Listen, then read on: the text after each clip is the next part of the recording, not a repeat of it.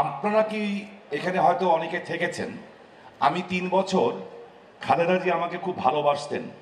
সেই ভালোবাসার কারণে আমাকে 6 বছর দেশের বাইরে থাকতে হয়েছে। কারণ আমাদের বাড়ি ঘরে আগুন দেওয়া হয়েছিল, বাসার ভিতরে ঢুকে গুলি করা হয়েছে। আমার মেজো ভাই সেলিম ওসমান রাজনীতি করতেন না, রাজনীতি না করার পরেও তার ফ্যাক্টরিতে ঢুকে 300 গরুর বোবা প্রাণী, আমার ফলোয়ার ছিল না, গরু তো আর ফলোয়ার্স হয় না, আমার ভাই হওয়ার কারণে 300 গরুর দুধের বান ব্লেড দিয়ে কেটে দেওয়া হয়েছিল। ফ্যাক্টরি লুট করা হয়েছিল, 3 কোটি টাকা লুট করে নিয়ে যাওয়া হয়েছিল। রাজহাঁসগুলির গলা অর্ধেক করে কেটে দিয়েছিল। অপরাধ কি? সেলিম ওসমান স্বামী ওসমান সাহেবের বড় ভাই। তো এত ভালোবাসার কারণে আমি তখন দেশের বাইরে ছিলাম। আমি দেশের বাইরে যাওয়াতে পয়সা করি তো বেশি কামাই নাই, তো ওয়াশিংটন ডিসিতে তখন চাকরি করতাম একটা রুটির দোকানে। ওই রুটির দোকানে মব মারতাম, বাথরুম পরিষ্কার করতাম, সবই করতাম। তো যখন করতাম তো দেখতাম প্রত্যেকটা দোকান, এখানে সবাই যারা আছেন তারাও আমেরিকাতে গেছেন, ওয়াশিংটন ডিসিতে প্রতিটা দোকান দেখতাম, খুব অবাক লাগতো। সবগুলি দোকান, মুদির দোকান বলেন, পেট্রোল পাম্প বলেন, 90% দোকান সবগুলি বুলেট প্রুফ গ্লাস দিয়ে ঢাকা। তা আমি প্রথম অবাক হতাম যে ব্যাপারটা কি, এই ছোট ছোট দোকানে বুলেট প্রুফ গ্লাস কেন? পরে আমি যার ওখানে চাকরি করতাম ও আমাকে বললো, শাহিম ভাই বুলেট প্রুফ গ্লাস না হইলে কেন হয় এটা কয়েকদিন পরেই বুঝবেন। আমি কেন? ওয়াশিংটন ডিসি আমেরিকার মতো দেশ, এত উন্নত রাষ্ট্র, পৃথিবীকে তারা সভ্যতা শিখাতে চায়, তো তাদের দেশে এরকম বুলেট প্রুফ গ্লাস থাকবে কেন? পরে শুনলাম যে ওয়াশিংটন ডিসিতে, পুরো আমেরিকা বাদ দেন, অনলি ওয়াশিংটন ডিসিতে যেখানে হোয়াইট হাউস থাকে তার আশেপাশে প্রতিদিন ইন এভারেজে গড়ে 3 জন মানুষ গুলিতে আহত কিংবা নিহত হয়, এবং ওই বুলেট প্রুফ গ্লাস দিয়েই মানুষকে দোকান কিনতে হয়, একটা ফাঁক দিয়ে টাকা দিতে হয়, আরেকটা ফাঁক দিয়ে সে মালপত্র দেয়। তো সেই দেশে তো আমার মনে হয় পুলিশের সংখ্যা জনগণের চেয়ে কম না, জনগণ আর পুলিশ সমান সমান অলমোস্ট। এবং আমি নিজের চোখে দেখেছি, যেখানে আমি পেট্রোল পাম্পে কাজ করতাম, পরে ওপেনলি ড্রাগস বিক্রি হয়, ওপেন। আর লম্বায় মোটামুটি সব আমার চেয়ে 6 ইঞ্চি 12 ইঞ্চি লম্বা বেশি, ওপেন ড্রাগস বিক্রি করছে। এবং যখনই পুলিশ যাচ্ছে সামনে, ড্রাগসটা ফেলে দিচ্ছে, যেহেতু ওই যে আইনের শাসন, হাতে মাদক পায় না দেখে ধরতেও পারে না। তো সেই দেশ আর আমাদের বাংলাদেশ, আমাদের একটা সমস্যা হচ্ছে আমরা নেগেটিভ কথা বলতে পছন্দ করি, এটা আমাদের সমস্যা। বাট আমি মনে করি আমাদের যে যতটুক আমাদের সক্ষমতা আছে, সেই সক্ষমতা অনুযায়ী বাংলাদেশ আজকে যেই জায়গায় দাঁড়িয়েছে, পৃথিবীতে অন্য দেশ এটা সম্ভব তো দূরের কথা, তাদের কল্পনার বাইরে। আমি পরে গেলাম ক্যানাডায়, ক্যানাডায় কৃষি কাজ করতাম। তখন ক্যানাডায় একটা কোম্পানির চেয়ারম্যান আমাকে বলছে, তোমাদের দেশে লোক কি মাচা করে থাকে? আলাম বেটা কয় কি, আমাদের দেশে রাস্তাঘাট দেখ, চল দেখাই। বললো না, এত লোক থাকে কিভাবে, মানে পুকুরের উপরে নদীর উপরে কি মাচা আছে? আলাম না। তাহলে হাউ কাম, এইটুকু একটা দেশ, 17 কোটি মানুষ, এটা কি সম্ভব? তো এই 17 কোটি মানুষের রাষ্ট্রের মালিক, যেটা আমার আইজি সাহেব, প্রিয় আইজি সাহেব, মাননীয় সংসদের এখানে উপস্থিত আছেন, আইজি সাহেবকে আমি প্রিয় বললাম এই কারণে যে উনি আইজিপি দেখে না, আমি ওনাকে ব্যক্তিগতভাবে চিনি এবং জানার সুযোগ হয়েছে একজন বড় ভাই হিসাবে। আমি অনেক ভালো মানুষ দেখেছি, আমি ওনার মতো ভালো মানুষ এবং মানুষের প্রতি দরদি খুব কম লোক দেখেছি। যেই গানটা উনি আসার পরে প্রথম যেই গানটা সবাই গেল, পুলিশের সদস্যরা, আপনারা তো জানেন না, ওই গানটা কিন্তু ওনারই লেখা। এই যে কমিউনিটি পুলিশের আধুনিক যে চিন্তা চেতনা, যে জনগণ আর পুলিশ আমরা হলাম বন্ধু, একসাথে কাজ করব, এই যে সেন্সটা, এটা পৃথিবীর অনেক দেশে নাই, কিন্তু এই সেন্সটা যার ভিতরে গড়ে উঠেছে, উনি কিন্তু আমাদের ইন্সপেক্টর জেনারেল, আজকে আমাদের এই অনুষ্ঠানের প্রধান আকর্ষণ। তাই আমি বর্তমান সরকারের মাননীয় প্রধানমন্ত্রীকে কৃতজ্ঞতা এবং ধন্যবাদ জানাই, যার মতো একটা ভালো মানুষ, স্বাধীনতার পক্ষের শক্তি এবং একজন জ্ঞানী মানুষকে বাংলাদেশের পুলিশের ইন্সপেক্টর জেনারেল বানিয়ে উনি শুধু বাংলাদেশের পুলিশকেই গৌরবান্বিত করেন নাই, বাংলাদেশের মানুষকেও সম্মানিত করেছেন। তো আমার কথা হলো, পুলিশের সংখ্যা কত? কমিউনিটি পুলিশের দরকার কি? কেন পুলিশের ওনার ভিতরে কমিউনিটি সেন্স আসলো? পুলিশের সংখ্যা কত এটাকে জানেন? আমরা বলি পুলিশ চাইলে সব পারে। ইয়েস, পুলিশ সংখ্যা মাত্র 2 লাখ। তাও এই সরকারের আমলে এটা উপনীত করা হয়েছে, আগে ছিল 1,75,000-এর নিচে। তো 2 লাখ পুলিশ 17 কোটি লোককে পাহারা দেয়। এই 2 লাখ পুলিশ রাতে জাগে দেখেই আমরা কিন্তু রাতে আরামে ঘুমাই। তো সেই পুলিশকে কি আমরা জোরে একটা করতালি দিয়ে তাদেরকে ধন্যবাদ জানাতে পারি না? মার্কিন যুক্তরাষ্ট্রে এত ফ্যাসিলিটিস পাওয়ার পর যদি সেই দেশে ক্রাইম রেট বাংলাদেশের থেকে বেশি হয়, তো বাংলাদেশের পুলিশকে কি আমরা ধন্যবাদ জানাতে পারি না? আমার মনে হয় আমাদের ধন্যবাদ জানানো উচিত। আমরা আরেকটা কথা বলতে চাই, অনেকে অনেক কথা বলেছেন, আমিও বলছি।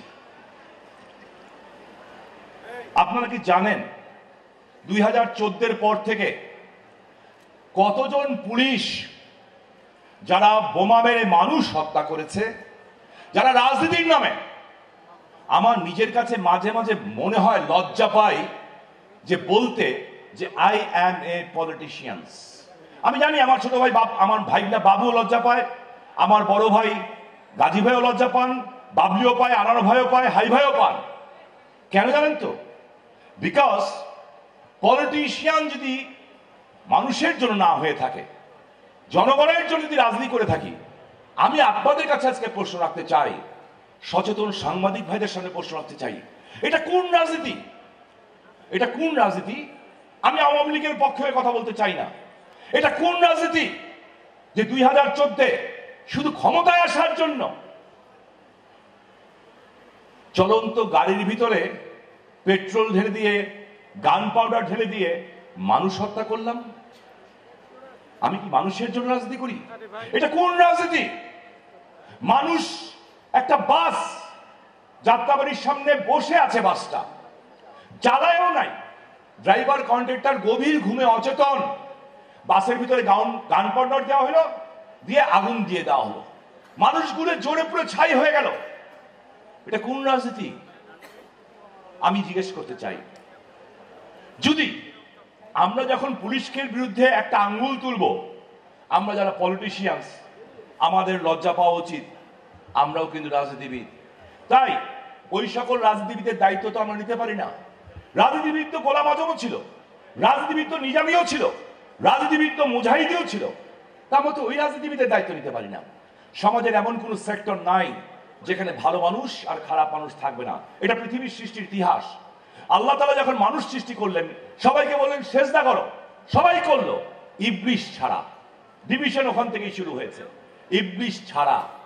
সো আল্লাহ তো ওইখানেই বললেন ডু ইট, করে নাই। কিন্তু এই দুনিয়ার সৃষ্টি হলো দোজখ আর বেহেশতের সৃষ্টি হলো। পৃথিবীতেও ভালো মানুষ খারাপ মানুষ মিলেই চলবে, তবে আমি বিশ্বাস করি পৃথিবীতে এখনো ভালো মানুষের সংখ্যা অনেক বেশি। আমি নারায়ণগঞ্জের পুলিশের কাছে আমি ধন্যবাদ জানাই, আমি কৃতজ্ঞতা জানাই। নারায়ণগঞ্জের পুলিশ এবং জেলা প্রশাসক দুজনে সম্মিলিতভাবে কাজ করছেন। আমি দেখেছি তারা কি রাত দিন কষ্ট করছেন। প্রতিটা থানার OC, SP, additional SP, it's a team work, DB সবাই মিলে। এবং আমি প্রকাশ্য বলতে রাজি আছি, মাদক কন্ট্রোল করার জন্য তারা যখন চেষ্টা করেছেন শুধু আইনের মাধ্যমেই শেষ করতে, বাবলি লয়ার আছে, আমিও আইন পাস করেছি, আইনের ফাঁক ফুকুর আছে, একের পর এক ধরা হচ্ছে। কোন না কোনো উকিল সাহেব ফিট করা থাকে, একের থেকে বেরিয়ে চলে আসছে। তো সমাজের সব শ্রেণীতেই আছে, কিন্তু যখন তারা দেখেছে এটা পারে নাই, এই মাদক বিক্রেতারা নারায়ণগঞ্জে, আমি আইজি সাহেব আপনাকে ধন্যবাদ জানাচ্ছি, আপনাকে আমার এলাকায়, আমার নির্বাচনী এলাকায় আপনার পুলিশ অফিসাররা নিজেরা প্রথমে আঘাতপ্রাপ্ত হয়েছে, তাদেরকে হত্যা করতে যখন গেছে, আপনার পুলিশ অফিসাররা তখন সাহসের সাথে তাদের অস্ত্র কেড়ে নিয়ে তাদেরকে গুলি করা হয়েছে এবং তারা নিহত হয়েছে। নারায়ণগঞ্জের মানুষ ওই মাদক বিক্রেতা বলেছে থেকে খুশি হয়েছে, খুশি হন নাই? আমরা আর কথা হচ্ছে যে এটা কন্ট্রোল করবে কে? কানাডায় দাঁড়িয়েছিলাম বাড়ির সামনে, একটু আগে বলছিলাম, পিছনে গল্প করছিলাম। মন খারাপ ছিল, রাস্তার পার দিয়ে একা একা হাঁটছি, এই বাড়ি থেকে ওই বাড়ি যাই, এই বাড়ি থেকে ওই বাড়ির সামনে হাঁটি। অপরিচিত লোক, আমি বাংলাদেশি লোক। হঠাৎ করে দেখলাম দুই দিকে পুলিশের গাড়ি আসলো। আমাকে এসে জিজ্ঞেস করলো, তুমি কে? আল্লাহ আমার নাম এই। থাকো কোথায়? আল্লাহ ওই বাসায় থাকি। আল্লাহ কি প্রবলেম? তোমার বাসায় চলো। দরজা কলিং বেল দিল, দরজা খুললো, আমার বউ আসলো, বললো উনি কি এই বাসায় থাকে? আমি বললাম হ্যাঁ। বললো সরি স্যার। আমি কেন? বললো পাশের বাড়ির লোক ইনফরমেশন দিয়েছে যে একটা অপরিচিত লোক রাস্তা দিয়ে হাঁটছে। দেন একটা অপরিচিত রাস্তা দিয়ে হাঁটছে, এই জন্য পাশের বাড়ির লোক ইনফরমেশন দিয়েছে। আমি আপনি কি সেই পরিমাণ কনসাস? আমরা যাতে সেই পরিমাণ কনসাস হই, সেই কারণে কিন্তু কমিউনিটি পুলিশ। এটা আমাদের দেশ, এককভাবে কারোর পক্ষে সম্ভব না, এককভাবে সম্ভব না। যারা দেশের জন্য কিছু করব না, সকালবেলা উঠে চায়ের টেবিলে বসে বউয়ের সাথে গল্প করব, টিং টাং করে চা খাবো, আর একটা বিস্কিট খেয়ে বলবো না গো, এইভাবে আর দেশ চলতে পারে না। ওকে, পারে না। শামীম ওসমান খারাপ লোক, সরে দেন শামীম ওসমানকে। আপনি আসেন না এই জায়গাটায়, আসেন, দেশটা চালান। আগে নিজের ইমানকে জিজ্ঞেস করেন, আপনি কি করেছেন দেশের জন্য? আপনি কি করেছেন? We are not perfect, nobody is perfect in this world. কেউ পারফেক্ট না এই পৃথিবীতে, আল্লাহ রসুলরা ছাড়া কেউ পারফেক্ট না, সবাই দোষে গুণে মানুষ। বাট আমাদের একটা জিনিস মনে রাখতে হবে। তাহলে আজকে এখানে আসা হলো, ডাকা হলো কেন? ডাকা হলোই মত বিনিময় করে আপনাদেরকে উৎসাহিত করার জন্য, যে লোক জেন্টলম্যান, নারায়ণগঞ্জের ভালো মানুষরা, নারায়ণগঞ্জের এসপি না, ওসি না, আমি আইজিপি সহ আপনার জন্য আছি, আপনার পক্ষে কাজ করার জন্য এসেছি। আমি জানি এর মধ্যে নারায়ণগঞ্জের পুলিশের কষ্ট পেয়েছেন। আমি জানি কয়েকদিন আগে একজন জনপ্রতিনিধি একটা অনলাইন পত্রিকায় ইন্টারভিউ দিলেন, দিয়ে বললেন নারায়ণ, আমি আগেই বলেছি, আমি সরি, কারণ আমি খুব স্ট্রেট ফরওয়ার্ড লোক, আমি সব জায়গায় বলেছি, জানিয়ে দিয়েছি যেখানে জানানোর দরকার। বলা হয়েছে নারায়ণগঞ্জের ডিসিএসপি ঘুষ দিয়ে নারায়ণগঞ্জে এসছেন, ঘুষের টাকা তুলতেই ব্যস্ত। ফাইন, আজকে সেই জনপ্রতিনিধি জিজ্ঞেস করতে চাই যে ডিসিএসপি যদি ঘুষ দিয়ে আসে, ঘুষটা দিল কাকে? ডিসিএসপি নিয়োগটা তো সর্বোচ্চ জায়গার থেকে হয়, সর্বোচ্চ জায়গার থেকে হয়, প্রধানমন্ত্রীর অফিস হয়ে আসে এটা।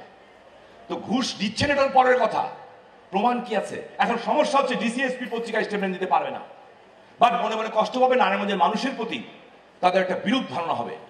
নারায়ণগঞ্জের মানুষ, আমার জানা মতে, নারায়ণগঞ্জের জেলা প্রশাসক এবং পুলিশ সুপার যে অক্লান্ত পরিশ্রম করছেন পুরো টিম নিয়ে, নারায়ণগঞ্জের মানুষ তাদের উপরে সন্তুষ্ট আছে এবং হ্যাপি আছে।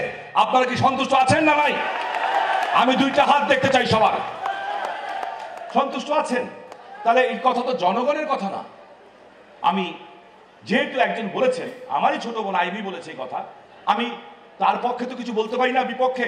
তবে আমি সংসদ সদস্য হিসাবে না, নারায়ণগঞ্জের মানুষ হিসাবে, যদিও আমার র্যাঙ্ক অনেক উপরে, তারপরেও আইজি সাহেব আপনার মাধ্যমে আমি ওই পুলিশের কাছে এবং মুখ্য সচিবের কাছে ওই বলেছি, আমি ক্ষমা প্রার্থী এই কারণে, এই পুলিশ 2014 নির্বাচন করার জন্য 25 জন এবং জঙ্গিদের মোকাবেলা করার জন্য 25 জন পুলিশ অফিসার কিন্তু শহীদ হয়েছে।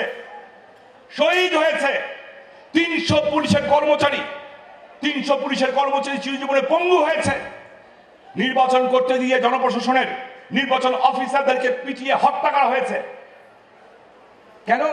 তারা মনে করেছেন তারা জাতি জনকের কন্যা শেখ হাসিনা যে স্বপ্নটা দেখছেন, সেই স্বপ্নটা বাস্তবায়ন করতে চান।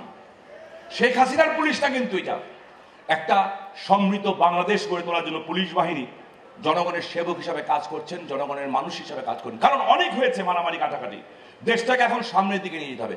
কারণ আমি যেমন পুলিশকে চিনি, আমাদের প্রধানমন্ত্রীকে চিনি, আমার গাজী ভাই যেমন চিনেন, আনোয়ার ভাই চিনেন, হাই ভাই চিনেন, বাবু চিনে, বাবলি চিনে, সেলিম ওসমান চিনে, এই কথাটা বলে চিনতে যাব।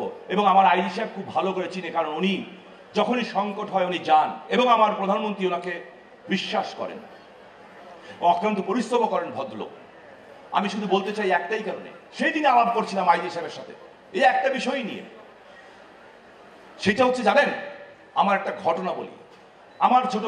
আমার বাবু, আমার খুব প্রিয় সাবেক ছাত্র নেতা, তুখুর আওয়ামী লীগের তরুণ নেতা, বাবুর এলাকায় মিটিং করতে গেছিলাম 2001-এ। এই কথাটা বলে আমার বক্তব্য শেষ করে দিব। প্রচন্ড গরম ছিল, প্রচুর, আমি আল্লাহকে সাক্ষী রেখে বলছি, প্রচন্ড গরম, গরম মানে কি ঘেমে চুপচুপ। দুপুর 1টার সময় জনসভা শেষ হয়েছে, লক্ষ লক্ষ মানুষ, হাজার হাজার মানুষ, জনসভা শেষ। এখন হেলিকপ্টারে প্রধানমন্ত্রী চলে যাবেন কুমিল্লার চান্দিনায় মিটিং করতে। আমিও তাকে বিদায় দিলাম, আমার পাঞ্জাবি ভিজে চুপচুপ করছে। তখন এমদাদ সাহেব ছিলেন ওই এলাকার এমপি। আমি একটু পরে মাননীয় প্রধানমন্ত্রী এসএসএফ এর চিফ হিসেবে বললো, স্যার শামীম ওসমান স্যার। আমি জি। বললো আপনাকে মাননীয় প্রধানমন্ত্রী ডাকছেন।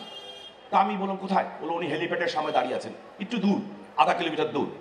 আমি 0.5 কিলোমিটার, আমি বললাম ঠিক আছে চলেন। ওনাদের গাড়িতে উঠলাম, লাফ দিয়ে গেলাম। যে আপা কি হয়েছে আপা? বল তুমি কি আমার সাথে যাবে একটু? আমি কোথায়? বল আমি কুমিল্লার চান্দে যাবো, আমি সকালে নাস্তাও খাইনি স্বামী, আমি খুব টায়ার্ড, আমি খুব টায়ার্ড। তুই যদি যাস তা তুই কিছুক্ষণ বক্তৃতা দিলে ওই সুযোগ আমি একটু রেস্ট দিব। আপা আমার অবস্থা তো খুব খারাপ, ঘামে ভিজে গেছি। বলে কিচ্ছু হবে না। ঠিক ওই সময় বিশ্বাস করেন, কসম খেয়ে বলতেছি, এখান থেকে মনে করুন ওই চাদরগুলির সামনে, এখানে হেলিকপ্টার, ওইখানে বেশ কিছু লোক, বৃদ্ধ বৃদ্ধ মহিলা,